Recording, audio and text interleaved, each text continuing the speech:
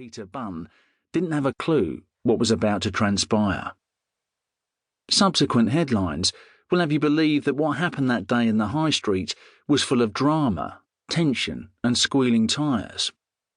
The truth is that the action I took was a little more mundane. All I did was slip the vehicle into first and pull away from the side of the curb. It was all very simple.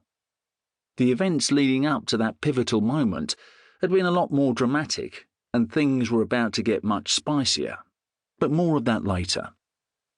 For the moment, there I was, painfully aware that what I was about to do would change everything for me, my loved ones, and for everyone around me, including the hapless Mr. Bunn. 10 minutes before this unremarkable event, with its profound consequences, Peter and I had pulled up outside the bank. We'd met at work that morning, made a bit of small talk, and loaded up the van we were driving. It was a delivery van. We were, to all intents and purposes, delivery drivers.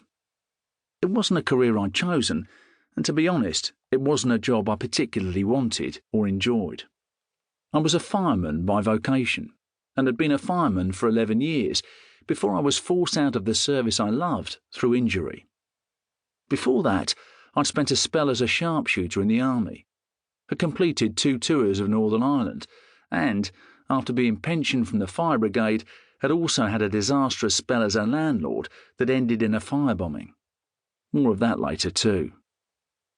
I had my partner Debbie and a 3-year-old son Lee to support, and life was a struggle.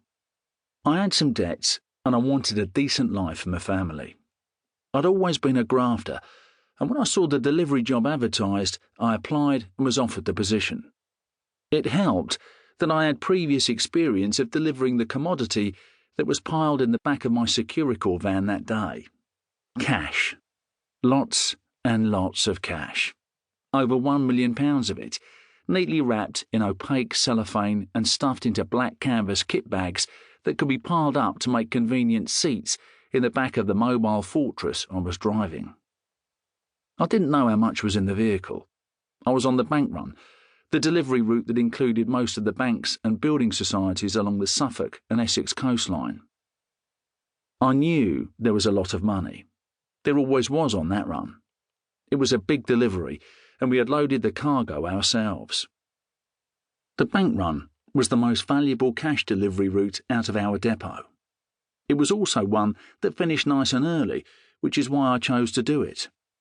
I liked to get home at a reasonable hour so I could spend time with Debbie and Lee. On the day in question, however, my loved ones were away. I'd been forced to send them to the other side of the world for their own safety. They had no idea what was about to go down.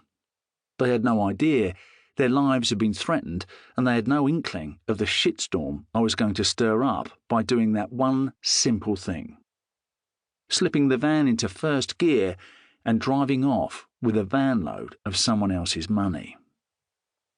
I was contemplating all this while I watched Peter walk to the front door of Lloyd's. I knew that at some point that morning, early in the route, I was going to get a signal. I suspected that it would happen during the first drop. There would be no point waiting until half the money had been delivered.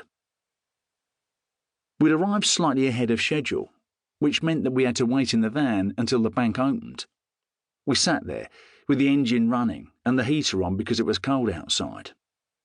We chatted about nothing in particular. My mind was elsewhere. Peter was a nice enough bloke. I didn't really know him that well, but he seemed decent. I almost felt sorry for him. I knew that if all went according to plan, he would be spending a lot of time in police stations over the following days. I watched through the windscreen and saw one of the bank staff open the door. "Right," I said. "Let's get this one done." Peter knew the drill. There was a very specific protocol to follow to get the money to the bank. He went to the security airlock in the van. I let him out using the buzzer in the cab. He went and checked the bank was open and gave me the thumbs up. Then he walked around to the chute at the back where the money would be passed from the driver to the delivery man. I released the inner door in the driver's cabin that led to the chamber at the back of the van where the money was stowed. Each